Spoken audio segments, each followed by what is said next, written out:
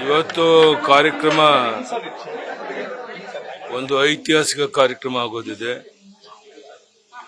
ನಮ್ಮ ನಿರೀಕ್ಷೆ ಪ್ರಕಾರ ಒಂದು 5 ಲಕ್ಷಕ್ಕೂ ಹೆಚ್ಚು ಜನ ಸೇರ್ಬೋದು ಅಂತ ಅಂದಾಜು ಮಾಡಿದ್ದೇವೆ.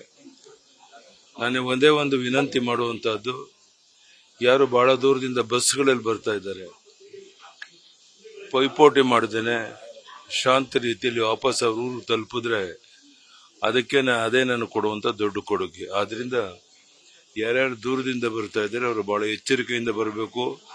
ಬಸ್ಗಳಲ್ಲಿ ಪೈಪೋಟಿ, ಕಾರುಗಳಲ್ಲಿ ಪೈಪೋಟಿ ಮಾಡದೇನೆ ಕಾರ್ಯಕ್ರಮಕ್ಕೆ ಬಂದು ತಮ್ಮ ಸ್ಥಳಗಳಿಗೆ ತಲುಪಬೇಕು ಅಂತ ಕೈ ಜೋಡಿಸಿ ಅವರೆಲ್ಲರೂ ಪ್ರಾರ್ಥನೆ ಮಾಡ್ತಾನೆ. Today's program, it will be a very big program.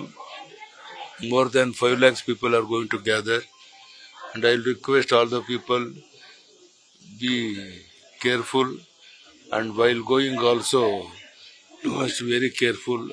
Reaching your place safely is very important for me. So I request all the gathering, our friends, be calm and attend the program peacefully. I will congratulate all the people who are coming from throughout the state. Really, I am happy about the development of the state, and I will request all the people to be very careful while going and reach the place very peacefully. Thank you. Sir, ಒಂದು ಕಡೆ ಇವತ್ತು 50 ವರ್ಷ ಪೂರೈಕೆ ಮಾಡಿರುವಂತ ಸಂಭ್ರಮ.